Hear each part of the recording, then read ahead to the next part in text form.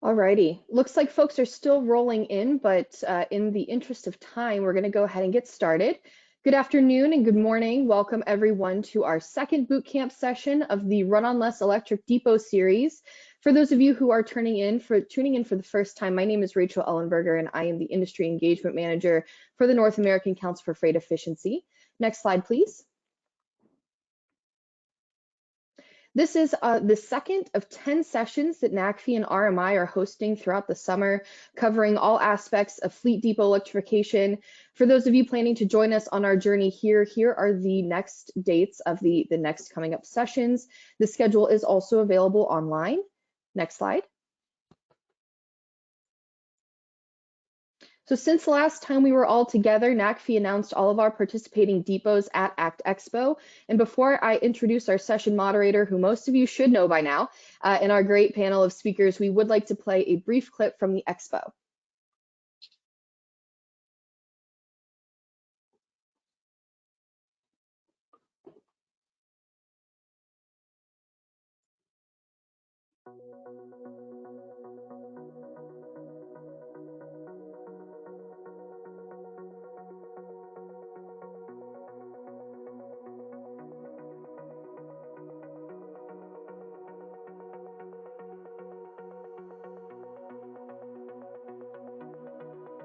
It's been a great week here in Anaheim at ACT Expo, and we saw a lot of new developments around charging infrastructure, the trucks themselves, the utilities. And we've been able to introduce to the industry the 8 depots that are participating in Run on Less Electric Depot. I feel like it's like draft day, you know, you want the guys to I gotta do that, I'm part of the team now. This particular site is also interesting because we're going to deploy 15 electric route trucks with only 10 chargers. So we want to showcase that you don't always need a 1-to-1 ratio when you go to scale EVs, and show that there are other solutions with infrastructure. I think this industry is unique. It can't be competitive. We're all learning together. We're all trying to do it together. So for me, that's what I'm really trying to get out of this. We've been privileged to have a partnership with Tesla. We took receipt as a total PepsiCo team of our first Tesla electric semi back in December, and we really want to demonstrate the capability of our team, the capability of the semi, and the capability of a Class 8 electric vehicle. Well, I think everybody's pretty much sick of talking about all the challenges, right? And I think what you're going to see from here is solutions, and that's what we need. I mean, you know, we don't need to study the problems anymore. We need to get to solutions, and you know, that's what this is all about. You heard earlier, 1 charger for each truck. We have 92 trucks coming in with 16 dispensers. And those 16 dispensers will have 32 charging cords, but we could put 2 into 1 truck, we could do 32 trucks, but we have 92 trucks that we're gonna be charging. And our intent is to really flip the switch and to replace that fleet, and I hope it works. So I may not be speaking next year if it doesn't, so. We're looking at the future, right? So all of our sites are built with the future in mind. We'll be putting in MCS in all of the locations as that technology develops, and just expanding from there. So as we continue to scale up and look at different things and how things are going to progress, we always make sure we have the right truck for the right operation first and where it fits at, and then based on where our local municipalities and support comes from and where utilities and everything else plays a part, then we decide to scale it from there, and we continue to roll through that. We've been very successful in rolling out different technology for quite a number of years, and we look forward to expanding our fleet with electric vehicles as well. Every part of our business, we find an environmental factor to what we do. So when the moment came that, you know, over 2 years ago, as many of you guys did, we ordered trucks in 2020 in the heart of COVID. And so for me, it's as much a business decision as it is a dream come true. And so it's a very different slant on it. So that's become, as a company, our overall strategy is that it's kind of the DNA in the company is sustainability.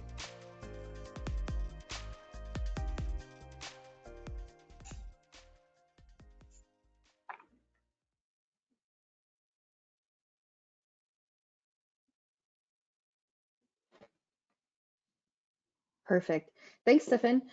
A few quick bits of housekeeping before we get started. First, I would like to thank this session's sponsor, Freightliner. We are so appreciative of your ongoing support for our programs. Next slide, please. So this year, similarly to last year, you will have the opportunity to test your knowledge and work toward earning your Run on Less Electric Depot Expert badge. Our speakers for the session submitted questions that are available in a quiz and will be accessible immediately after this session. All you'll need to do is go to the landing page for the session on runonless.com. You'll see a button to take the quiz. If you didn't get the chance to take last week's quiz, it is also available on the session 1 landing page. Next slide, please. A reminder that this session is being recorded and will be available online for access later this week. The recording for session 1 is also available online if you're interested. If you didn't get the chance to submit a question on the registration form and would like to do so during the session, please use the Q&A controls in the upper right-hand corner of your screen. And if you run into any technical issues, feel free to reach out to Stefan Babcock at GNA, who is helping us troubleshoot and working on the technical issues for this session. Next slide. And with that, let's go ahead and get started. I would like to introduce our moderator, Mike Roth, Executive Director of NACFE, who will be leading this discussion and will allow our speakers to introduce themselves as well. Mike.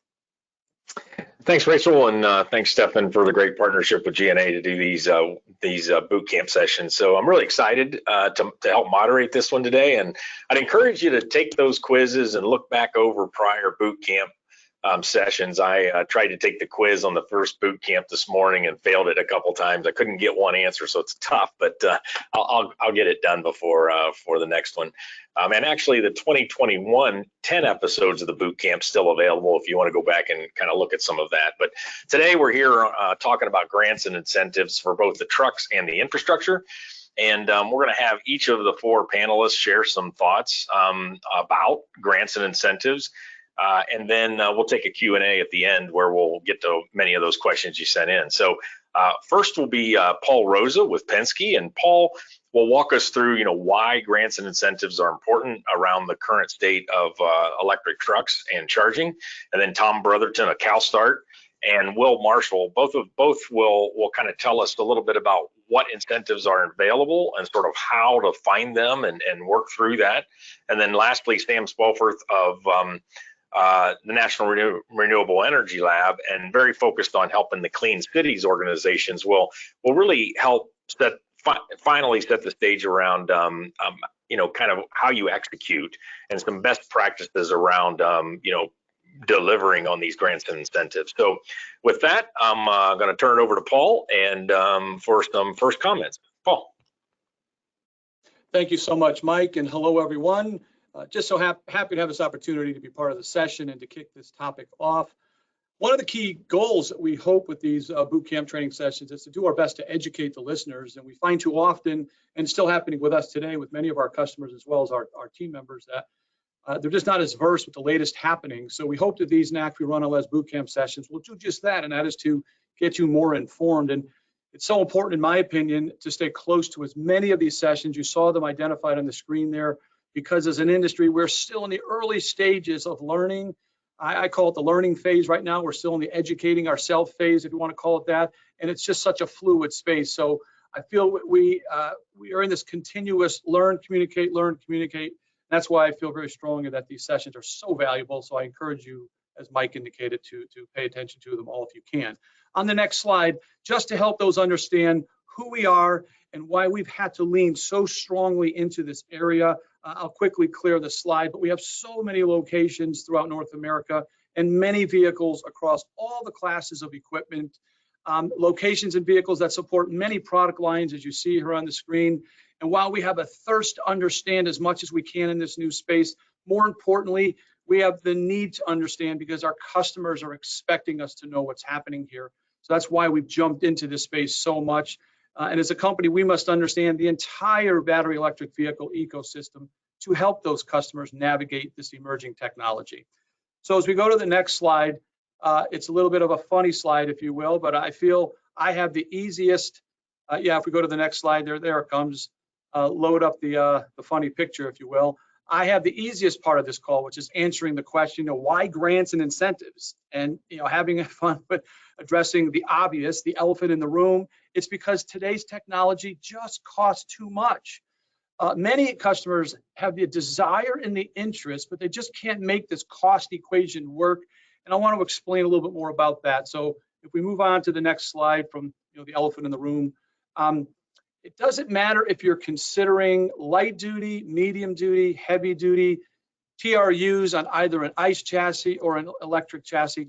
Any one of them will cost you 2 to 3 times that of a comparable internal combustion engine unit. I mean, it's really that simple. And think about it, with today's higher interest rates, the cost grows. You apply FET, which I think is a bit unfair when we're trying to get adoption moving faster, that you have an FET rate that is applied at the same percentage to something that's costing 3 times as much as an ICE. And I think that just negatively impacts the growth and adoption, because it just expands that cost equation that makes it harder to get to. Factor in sales tax in a specific state when you're trying to register the vehicle, and this cost just continues to mount. Now, this is the first time in our industry where you have new technology that's reliant upon something else. What do I mean? It's reliant upon complementary charging infrastructure. So you add to that overall cost equation, not just the vehicle and other things that I mentioned, but now you have this infrastructure that you've got to factor as well.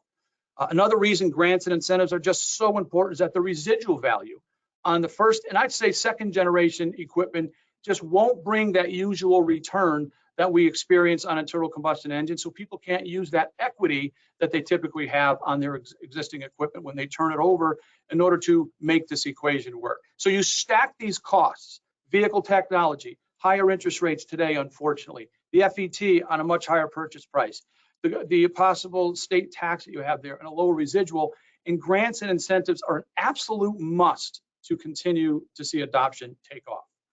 So if we go to the next slide, it's not just a tractor or truck part equation, it's a two-part equation with infrastructure, as I started to mention. The other half of that, as I call it, this two-part equation, is where grants and incentives are just absolutely needed, is the infrastructure. Most future users don't understand the extent of the cost associated with the charging infrastructure. They work on the truck, which is the first thing they typically go to, and then they realize they've got to dive into this infrastructure and realize, oh my gosh, I can't make this work now. Now, many can't make it work with the truck alone, but when you add in this other piece, it just further makes it a challenge. So you think about it, a site and building assessment has to happen to see if you can take the electricity from the utility company. And in many cases, you need to do modifications to your site or your building. A site needs to have maybe a new line brought in to bring in the power. The building has to have, its panel improved or so on. So you got those costs that have to be factored in. Possible upgrade needed to add to the fleet as you grow your business, or if you want to acquire a higher level of charging, you now have to have this incremental expense you have to factor in. Then you have the cost of the hardware itself that a lot of people don't realize what it is when you decide on what level of charging you want. You then have to factor in, which a lot of people don't, this infrastructure, the cabinets, needs some maintenance over time. You also factor in the cost of the construction itself, and you see how these costs can just continue to mount. And so all these steps we've experienced so often, many times as we've been putting in our infrastructure, just increasing the absolute need to have offsetting grants and incentives. The last slide I have just to introduce this topic is, I call this, the battery electric vehicle has left the train station, as I like to use this analogy. And I keep talking to customers that the analogy I use is this is a two-part equation or a two-rail conversation. You can't have the conversation on infrastructure unless you're getting a vehicle. Why would you? And you can't have the vehicle unless you're getting the infrastructure. So you have to have these conversations in parallel. You have to be going through these various questions in order to decide if this makes sense for you. And when we share all this, or at least when I'm sharing all this, we're not trying to dissuade anyone from moving forward with getting a battery electric vehicle. It's just a means of showing you the levels of cost that are associated with it to make this work. And in most cases, it just doesn't work unless you have grants and incentives. So, this is just to reemphasize that grants and incentives are so important for this infrastructure, for this technology to take off, whether it's infrastructure or vehicle. The grants and incentives are going to help accelerate adoption because it'll get more people to engage in this, and the grants and incentives will aid in the breaking barriers for electrification to happen faster. So I just wanted to, again, thank you for the opportunity to open this conversation up. I turn it over to our next panelist, and then we'll go from there. Thank you so much.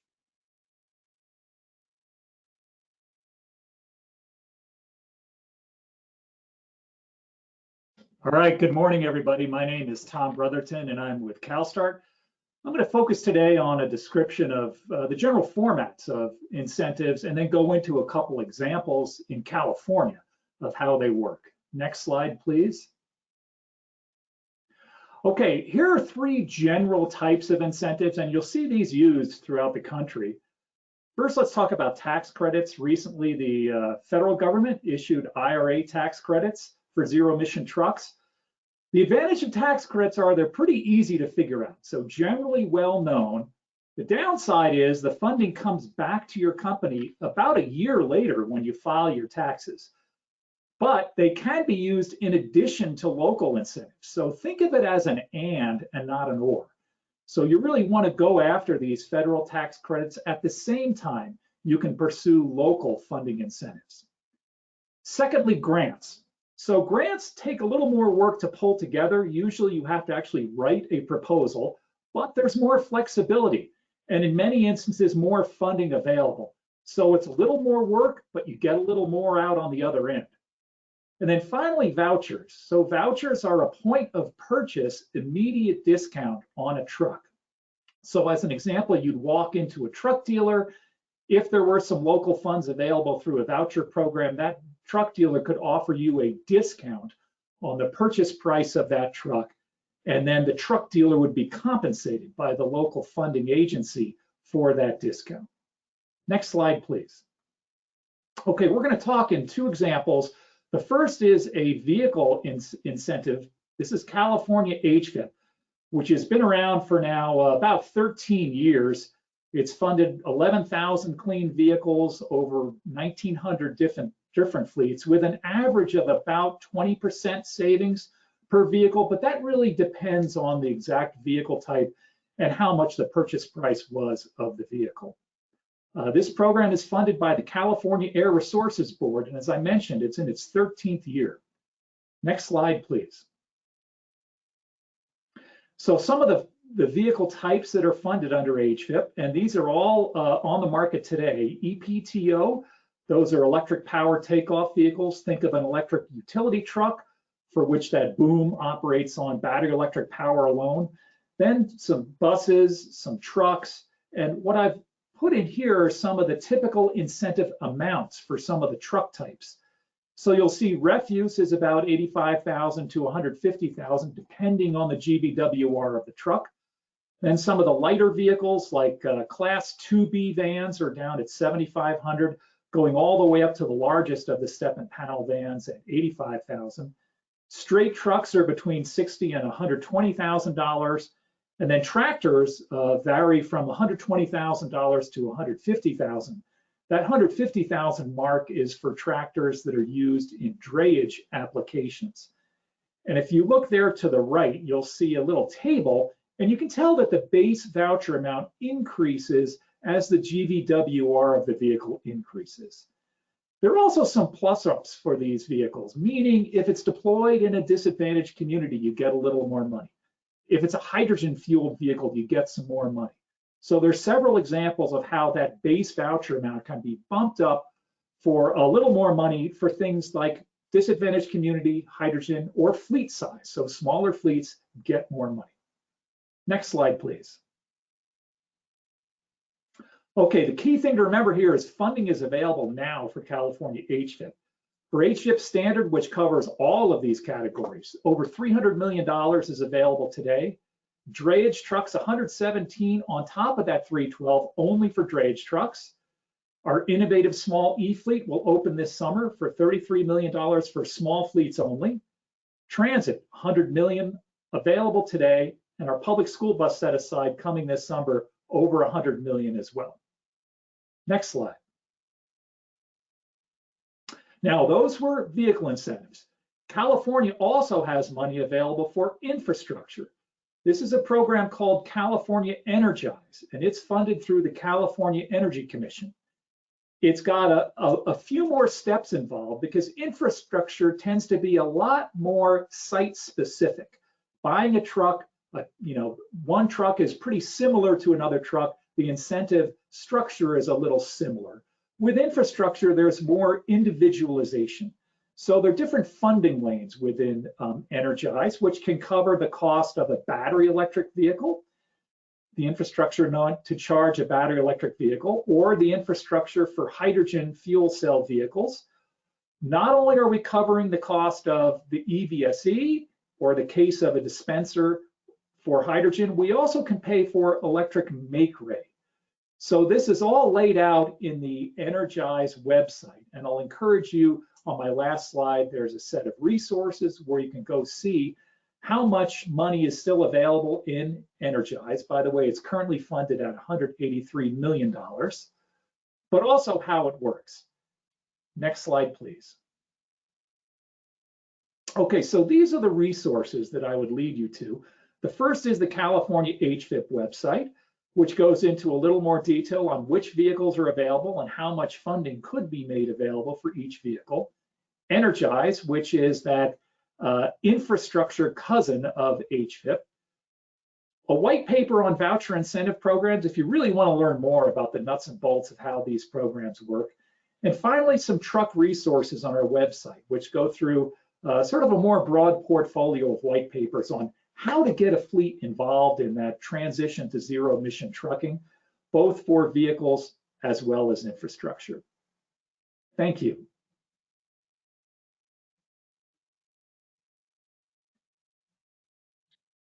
Good morning and afternoon, everyone. I'll be providing an overview of federal funding opportunities and talk about one of the Electrification Coalition's newest tools, the EV Funding Finder. Next slide, please.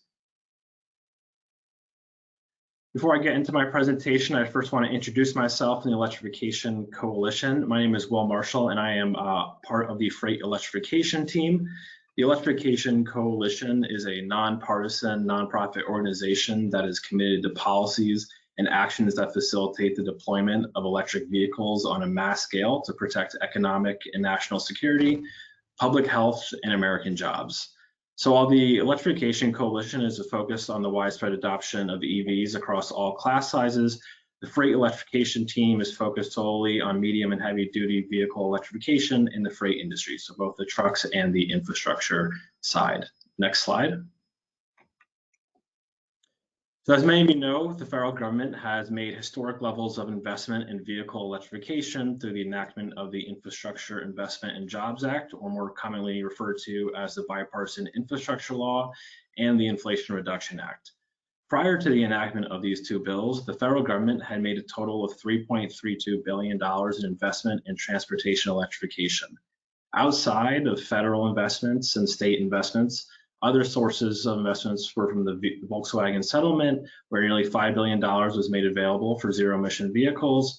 Additionally, utilities had invested upwards of $3.47 billion for transportation electrification. And that's for transportation electrification more broadly, not specific to medium and heavy duty vehicles. The Inflation Reduction Act and the Bipartisan Infrastructure Law made a collected nearly $80 billion in investment in transportation electrification, and you can see that breakdown on this slide. This represents a 30-fold increase in transportation electrification investments from the federal government, and that's not even including the different tax credits that either were extended or created through the passage of these bills, such as the Clean Commercial Vehicle Credit, which provides upwards of $40,000 credit per zero-emission vehicle, and the Alternative Fuel Vehicle Refueling Property Credit. Next slide. I now want to highlight the Electrification's EV Funding Finder tool. It's a user-friendly tool that allows folks to identify multiple pathways to fund transportation electrification initiatives. So we created this tool for three key reasons. One is help folks answer the question that seems to be on everyone's mind: where's this money and how can I get it? Two, capitalize on this historic level of investments made in transportation electrification from these two laws. And lastly, support the efficient, effective, and equitable deployment of these funds. This tool will ultimately lower the barrier to entry for folks seeking federal funding opportunities related to transportation electrification, show how different funding opportunities can be stacked together, and which alternative routes can be taken to fund different types of projects, and lastly, provide case studies to better inform folks like you on how you can use some of this federal funding. Next slide. So I'll briefly demonstrate how to use this tool and what kind of information you can expect from it. When you reach the landing page for this tool, which can be found at electrificationcoalition.org/EV-funding finder, or searching EV funding finder in your preferred web browser, you will come across this top image where you will select who you represent. For the sake of this presentation, I selected freight/shipper and carrier. Step 2 is where you will select your funding scenario, which you can see on the bottom side. This is your desired activity. Here I chose the purchase or lease of medium or heavy duty vehicles and the purchase of medium or heavy duty vehicle charging infrastructure. But as you can see, you can also select grid upgrades, technical assistance, and electrifying ports, all of which may be relevant when it comes to electrifying medium and heavy duty vehicles. Next slide. So you'll be presented with a mock case study, which identifies some of the different types of federal funding opportunities that you may be available to based on the types of scenarios that you've selected. On the right-hand side, you can see all these different programs where you can click on it, where more details will be available to you. This includes which federal agency is administering the program, how long the funding or the incentive is currently available for, a description of the program, and links to additional program information. With the goal of the tool really to be lowering the barrier of entry for transportation electrification and making it easier for eligible entities to identify what funding opportunities may be available to them, I just want to talk about what makes this tool as well as other similar tools so effective. First, the tool itself is very user-friendly, and we've made it as simple as possible to navigate. As I mentioned, there's an unprecedented level of new investments in transportation electrification, and we know that this will be challenging and daunting to navigate all these different programs and all these different requirements. So we did not want this tool to be challenging to navigate as well. To build on that, we identify how an entity may be able to access these fundings, such as what types of requirements must be met. For example, to be eligible to receive the alternative fuel infrastructure credit, the equipment must be installed in a low income or non-urban area. We want to put this information upfront so you can all better plan for electrification projects. Additionally, this information will be regularly updated as new guidance, additional information, and notices of funding opportunities are made available for each of the new programs from the Inflation Reduction Act and the Bipartisan Infrastructure Law. Before I turn it over to the last speaker, I just want to flag another tool that can help identify these different types of funding and incentive opportunities, and that is the Department of Energy's Alternative Fuel Data Center. There's a lot of information available on the site, and they have a specific webpage dedicated to laws and incentives related to alternative fuels, vehicles, and other transportation-related issues, both at the federal as well as the state level. This kind of illustrates how these incentives are meant to complement each other. Next slide. Again, thank you for this opportunity to kind of give a high-level overview of the federal funding that may be available to you, and I look forward to answering any questions at the end.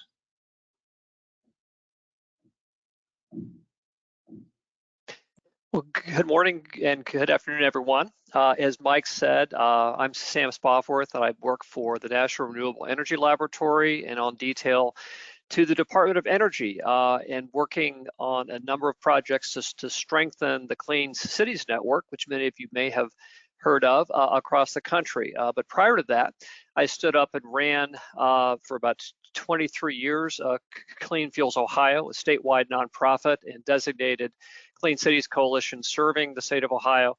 And I'm going to speak from my experience, mostly through applying for, receiving, and administering Department of Energy grants, but hopefully this experience is applicable broadly to a lot of the funding sources. Next slide. Just speaking of the Clean Cities Network, it's 30 years old this year, so we're celebrating our 30-year anniversary. I'm going to talk a little bit later in the presentation about the network, but essentially it's a group of 75 coalitions, as we say, some statewide, some local, but trusted on-the-ground resources that can help connect you with resources to execute your projects. Next slide. And just an overview of what I'll be covering. So first of all, preparing for the funding opportunity that that's available even before it's announced. Then application development, and most of these comments would apply to the grant side of the funding that's available, but hopefully also applicable to rebates and tax credits. Then there's a contracting portion, which would not be relevant certainly to the tax credits, and then performing on your award, and then for some of the grants, there are some post-award obligations. Next slide. So first, in terms of preparing for the funding opportunity, in particular grant opportunities, it's a good time to build relationships with prospective partners. And these partners do not have to have experience receiving federal funding or having been part of projects before. This industry is growing very rapidly, and so reach out and build the relationships that you think are going to be the most valuable. It's also a good time as you prepare to acquire or update some of these necessary federal registrations. So certainly grants.gov is the kind of all-around resource for information about federal funding, and then something called sam.gov is needed for anyone wanting to do business with the federal government, and that includes applying for and receiving and administering federal funding. You want to define your project concept and your goals of your project, even if it's a deployment project, at least at a high level, and to build also a kind of a high-level conceptual budget. Next slide. In terms of the application development, start by building a team. One person alone for much of the federal funding, may work, but for some of the other resources, it's helpful to have a team, at least to break down the pieces like the narrative, the various forms and budget, that are involved with this. And then I just can't emphasize this strongly enough. Again, if it's a grant opportunity, follow the solicitation exactly. So pay close attention to language where it's saying may or must, encourage to do this or that. And if there's scoring criteria involved, just be sure you're following that very closely also. Most of at least the federal funding grant opportunities will have match commitments. Obviously, this is not the case with tax credits or vouchers, although with a voucher, it's likely to provide only part of the funding that you're going to need for the equipment. You will need to come up with the rest of it through other sources. But those match commitments are pretty firm. You will not be able to get waivers for that. Budget for what you need. Budget conservatively. Don't ask, even in terms of the cost to administer and report on the funding. Don't underestimate the amount that you need, and be sure to submit early. Again, if it's a grant request. Next slide. On the contracting side, again, if it's a grant, contract, an award announcement does not constitute an actual award. There's still a contracting process. So expect the process to take some time. There is a statement of project objectives component there. Basically, that just spells out what are you going to do and when are you going to do it across a timeline. There's obviously a budget component, including a cost share, and again, be sure to budget enough funding to administer the reporting and the performance and to track everything. Again, if it's a grant, there'll be a sort of a federal terms and condition piece. If you have partners, but you are the prime applicant, those obligations under the terms and conditions will flow down to your sub partners, but you as the prime are the ones that the federal government will hold responsible for performance and reporting. Next slide. And in terms of the performance and the administration of these funds, so it's good to set up some internal systems and procedures that you'll need to, again, track how you are performing and make sure that you can report on that, and then also on the financial side. It's good to have to establish a kind of a regular cadence of internal management meetings as well as external partner meetings. and make good friends with your federal project officer. Each project will have an officer assigned. Just make sure that you're in regular communication with that individual. And then in case of equipment, again, if it's a federal grant, there may be some post-award obligations because the federal government has invested tax dollars in the equipment as part of it. The federal government, there's some ongoing obligations that you may have even past the immediate period of performance to stand up the project.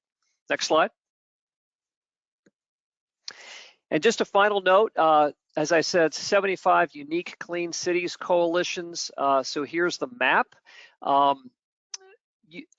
would suggest that the larger national fleets like the UPSs of the world probably don't need to have these kind of on the ground relationships at a national level. Those kind of national fleets may benefit from having the relationships in terms of local execution. But certainly if you're a local fleet, a regional fleet, Clean Cities Coalitions can be that very valuable on the ground partner to help you build the relationships, understand what may be available locally in terms of funding sources, all the kind of the resources and connections that you'll need to help get your project done. You can see that the entire map is not filled in blue, and so one of our jobs right now at the DOE is to work to build coalitions and expand coalitions to cover places that we're no longer covering. So if you are in a location that's not currently served by Clean Cities, please reach out. I'd love to have a conversation with you about that. Next slide. And that is my contact information. So I'll hand things back over to Mike. Thanks a lot, Sam, and Will and Tom and Paul. Great job, guys. If you want to turn your cameras back on, hopefully you're still there because I don't want to answer all these great questions. We've been getting some good ones. Rachel's been sending them to me, so we're gonna just dive right in, and I'm gonna try to get to as many as possible. And Paul, the first one's for you around the cost of these things. And so it was a two-part question. One, you talked about upfront costs being 2 to 3 times, a diesel gas. Sort of in your mind, what makes that up? I mean, at NACFE, I've been calling, battery electric trucks elegantly simple. So why do they cost so much? And then the follow-on question was around residual values. Is that something that once we get more adoption and more out there and, like the secondary market wanting these trucks, more infrastructure in place, that residual value, might fix itself, or the upfront cost and residual value, mainly of the trucks, Paul?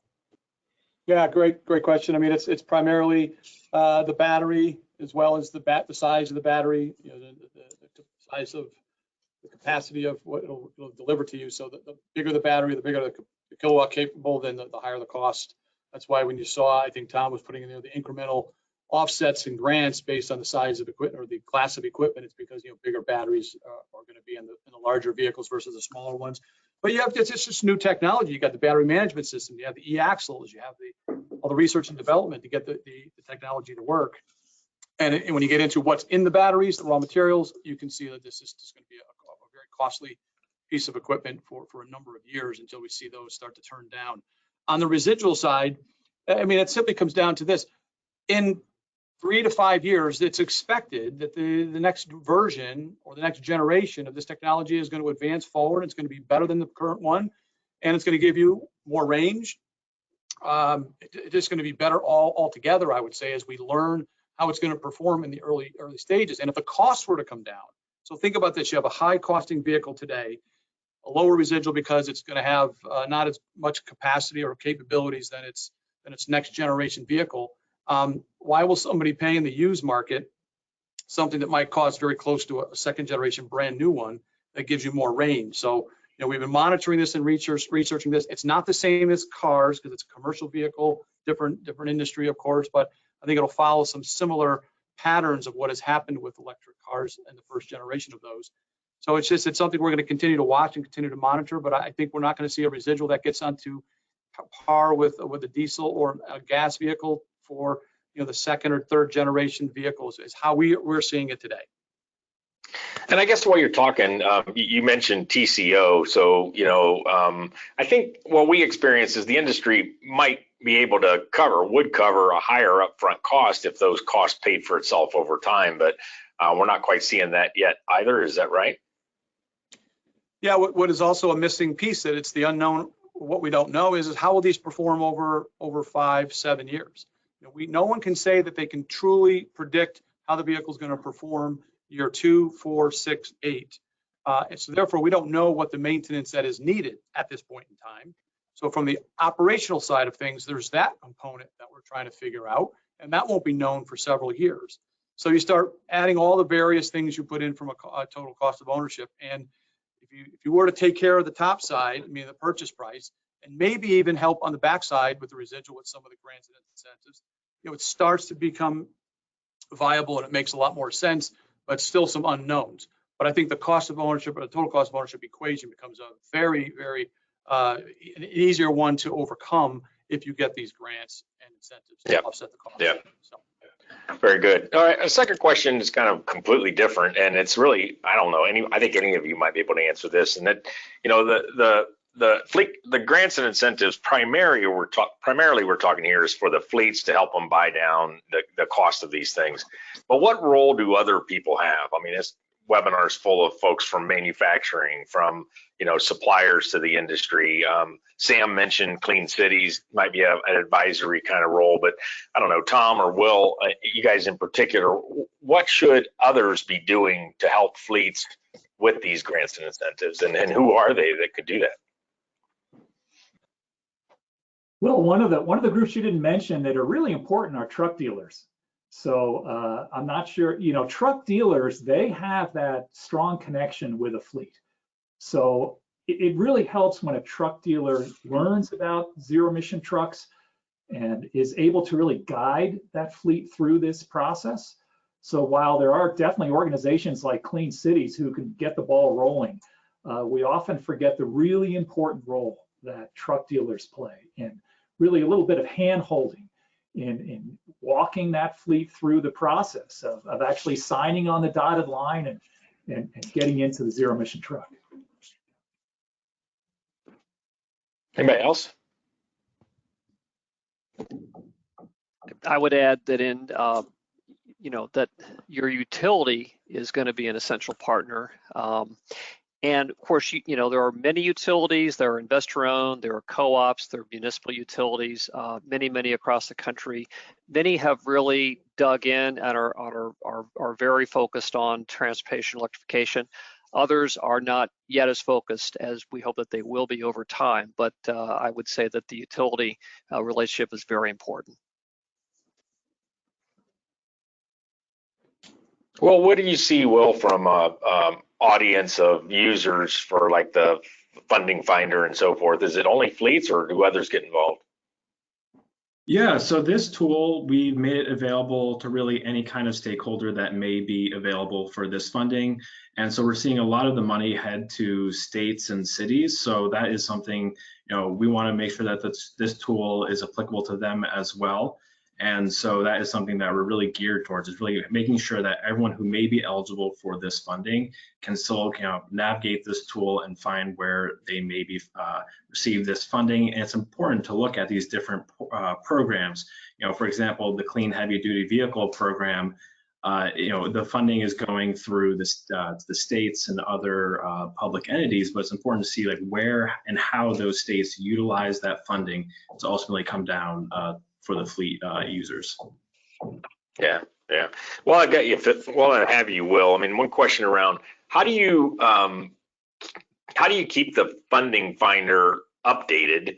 And how often does it get updated? I mean, it would seem to me to be, and that's a good question from somebody in the audience, that that would be a particularly big challenge, but one that's really important to be a successful tool. Yeah, so keeping it updated, I think, is a very important task, especially as we're starting to get, a flurry of all these notifications about the different programs that were included in both bipartisan infrastructure law and the Inflation Reduction Act. I know, the past couple of weeks there's been funding opportunities announced and deadlines extended and all of that. So that is something that we're constantly tracking, and it's also something that if you follow us on LinkedIn or Twitter, we always try to promote when these announcements are being made, and then we will utilize this knowledge from internally, as well as some of our partners hearing what they're hearing, and then updating the tool on a regular basis. Yeah, really interesting. So for everybody, but I'm going to start maybe with Tom or Paul. You might have some thoughts here too, but when might it make sense for a company to engage a consultant in helping with these, these grants, incentives, tax breaks, and so forth? And maybe, Tom, you could actually use the 3 types to help walk through this. But, and even a second question or a couple other questions were from small size fleets that want to lean in here, and particularly in California with the ACT and ACF, but they're like, or medium size, 100 trucks, 200 trucks, 300 truck fleet, but they're like, man, I don't have anybody that can go do this. So consultants and sort of the different types of incentives, what's some best practices in your mind, Tom? Yeah, so it's a good point. As I mentioned, you've got tax credits, which are pretty easy to understand, but you want more than just a tax credit if you can. And California does have a number of funding sources. I talked about HVIP and Energize, but there are others as well. So you're right that in order to really understand that complex patchwork of funding sources, you might want to talk to a consultant. And certainly Gladstein has been doing this for many, many years. But I would say that writing proposals can be a little more challenging if you haven't done it before. Once you get a feel for it, you might be able to do it yourself. But certainly to start with, that could be one area. Vouchers are a little easier. That's something that the truck dealer can really hold your hand through.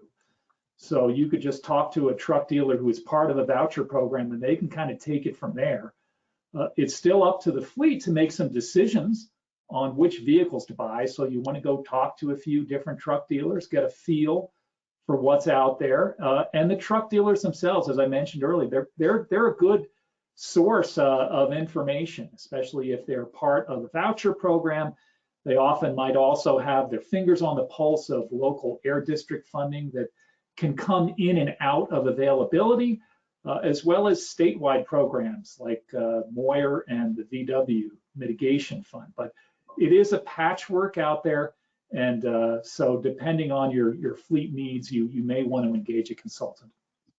So the more complex and maybe the bigger the grant, the more likely that the consultant would help. And then I'm sure too, or I think what I heard you say, maybe you can confirm it, that there are companies that do just this, and then like the truck OEMs, utilities, maybe some other, they have like a consulting arm. Maybe they charge for it, maybe they don't, but they can help with advice. Did I get that right?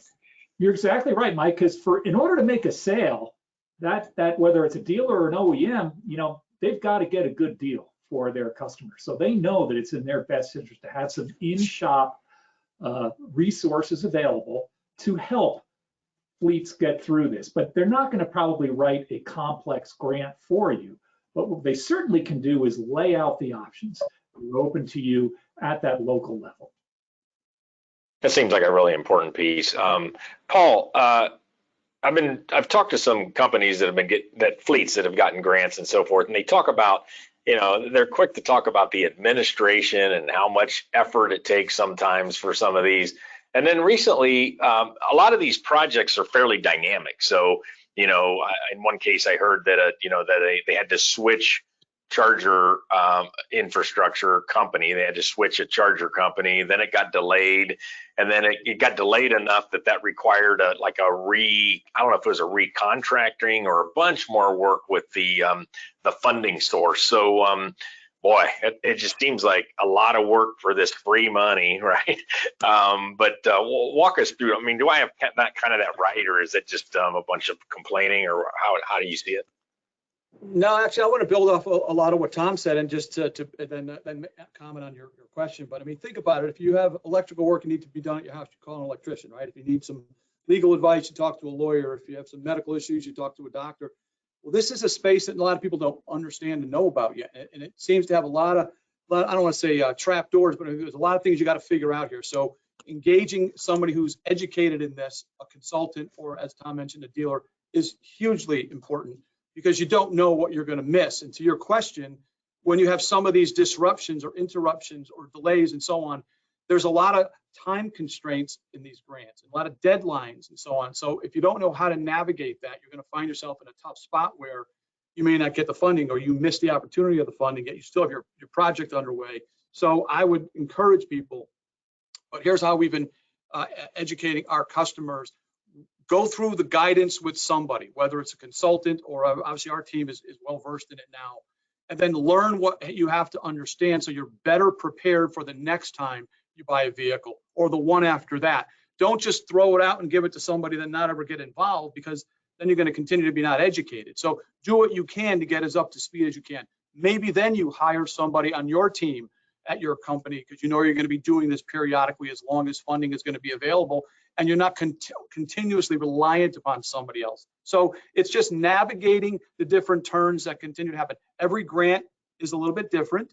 Various incentives are a tad different. Federal, a little bit different than various states. So you have to have somebody that's well versed, not just in one state, but in all states. So it's not easy to find that one entity, but I encourage people to look for somebody, because it'll be very helpful. If I could just build on what Tom and Paul said. So there's a lot of variability within the Clean Cities Network. There are small coalitions that will help people make the connections, help people at a high level. But there are an increasing number that will play that consultant role, actually ferret out, understand, again, based upon what's available locally in the state, what the opportunities are, and in some cases literally help write or take the lead on writing that grant. So it's not the case everywhere with the network, and we're working on that, but in many cases the coalitions can be a valuable partner in that way. So I've got a question around, does this these incentives apply, or can companies that are doing like charging as a service, truck as a service, not just traditional fleets? I'm assuming if you're buying trucks and you're buying charging, you can go after these funds. You got that right, guys? Yeah, some of the truck as a service, charging as a service, we see that as the future. So it's a way of simplifying this, what might be at least initially perceived as a complex landscape. Try to take out some of that complexity, make it a little easier on that fleet to get a toehold in the zero emission market. And it's a brand new arena. So these are relatively new companies who are charting new ground here. And yes, those companies themselves can help to work with a fleet customer in getting some of those grants. It just depends on the nature of a grant by grant or a voucher program, of what's eligible, what's not. But I look at this as a really exciting opportunity into the future, where you got a company there who can try to internalize some of those costs and internalize some of the savings, and then offer a somewhat fixed price. Maybe it's on a per mile basis, per week, per month, to a fleet to really get into this zero emission technology. Right. Paul, maybe Tom or Will, interesting question. How is there a link between these sort of funding projects and grants and incentives? I don't know, but with the California low carbon fuel standard. So the low carbon fuel standard helps provides funds for these different fuels based on their carbon intensity, as I understand it. But kind of how is that linked to electrification projects in particular, is kind of the subject here? And Paul, maybe you're nodding your head, so it sounds like you might have some comments. How from your perspective, and then anybody else. Well, I was nodding because I think Tom is best suited to answer this, since this is where he resides. So Yeah, thanks, Paul. So look, LCFS is a real opportunity. It's somewhat complicated, so you probably do want to talk to a consultant about how to tap into that. But the emphasis here is on the fuel. So to the extent that you are using renewable fuels or renewable electricity that goes into powering a zero emission vehicle, depending on how much of the fuel you use, you can get a savings based on that. And as I said, there are consultants out there who can help you sort of monetize that stream of savings. So to build off of what Tom's saying as he set it up is we've been engaged in that program for many years now. And given the number of locations that we have electric infrastructure in and the number of vehicles that we're charging and how we're using electricity and charging smartly in the off-peak hours, we're getting those credits and allowing it to offset our overall energy bill. So it is something that can help propel this, this initiative forward, but you got to find where it works for you and then take advantage of that opportunity. Yeah, so as we get close to finishing this out, but I got one more kind of closeout question, maybe any of you can answer, and that is that, and maybe we haven't said it enough here, there are significant dollars available from the federal government through what Will talked about with the Inflation Reduction Act, infrastructure bill. California, other states, particularly the MOU states, are the ones that have enacted regulations are looking at, supporting, carrot and stick with incentives. And with all of this additional money, then a lot of us are all getting educated in this. There's new consultants coming out. So, there's lots of organizations that are learning and helping to advise the fleets out there and getting this money. Any advice to close this out from any of you around, how do you navigate all that? I mean, I'm sure there's some that you just look at and you read and you get smart, then you go talk to others and get into the weeds. But how would, I guess as we close this out, how would you encourage fleets to navigate these opportunities? Mike, I would emphasize your point about just talking to folks. You're not going to get perfect on the first shot. So go out and have multiple conversations with, as you mentioned, OEMs, dealers, consultants, Clean Cities organizations. Just get into a lot of these conversations, and the more you talk, the more you learn. I was just going to add and say every journey starts with the first step. You need to go out there and seek it out. This money is available. Go find it. It's so important. If you have an initiative or a plan to go forward with either a depot or a vehicle, obviously you need both, you need to go take advantage of this. You need to go find a resource. It's going to be to your advantage. And if anything, as Tom said, go initially educate yourself and then decide how you pivot from there. It's too important. Well, yeah, I would just echo those points. Start early, talk to those who have been working on it already. Utilize tools like the EV funding finder just so you know what is out there and how you might be able to access this funding. And then also, if you're looking to start a project, talk to your utility as early as possible. I think that can just make the entire process easier for you. Very good. And Sam. And I would just echo what I said before. In many cases, your local trusted Clean Cities Coalition resource can be a good place to start, but it is important to have multiple conversations with multiple entities, experts, potential partners, so you can understand early on how to navigate through the process. Well, great. Thank you guys very much. I'll turn it back over to Rachel. Thanks for being here. Great. Thank you so much, everyone, for joining us today. That wraps up our second boot camp session. Remember to go back to the landing page on runonless.com to take the quiz. It is now available. Make sure that you connect with us on social media. We have all of our handles linked out here. So thank you so much again. We'll see you in the next session on May 30th, where Rick Mihalik on our team and his panel of experts are going to be discussing the electric truck developments in this space. So thanks again and have a great day.